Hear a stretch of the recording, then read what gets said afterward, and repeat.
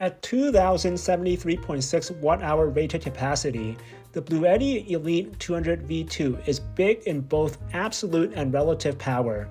How did this 53.4 pounds power station perform, and what kind of capabilities does this monster possess? To start, I find its form factor and weight to be reasonable for what you get, but it is definitely not something you want to go hiking with. It is much better off if you can keep it in your car all the way to the campsite or use it at home as battery backup, and for these purposes, the Elite 200V2 is unbelievably powerful and capable. Its 28 per plug capabilities is more powerful than most individual circuits in a North American home, and the 2600 watt maximum concurrent draw limit will handle pretty much anything you can throw at it. The only time I was able to overload it in our tests was plugging in 2 hair dryers, but its 3900 watt power lifting feature will allow you to run both simultaneously at reduced wattage. From my tests, according for inverter loss, I was able to receive 98.1% of the AC output and use 97.8% of the 2073.6 watt-hour rated capacity, which is excellent. The 6000 cycle rated lithium iron phosphate battery charges reasonably quickly, and the internal fan is quiet during operation. UPS mode works flawlessly thanks to its 50 millisecond response time.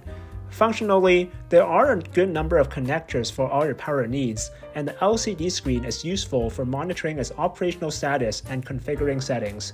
The Wi-Fi interface is convenient for cloud-based control anywhere, and I am happy to find there are Bluetooth security settings, unlike the AC50B and AC70, which allows Bluetooth access from anyone nearby with the app.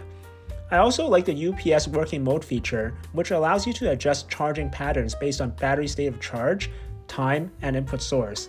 That said, there is no explicit 80% charge capacity limitation, even though the Elite 200V2 is physically capable of doing that. The app in Wi-Fi cloud mode also has a lot of room for improvement. It is really cluttered, has unnecessary features like a weather widget, and even has advertisements.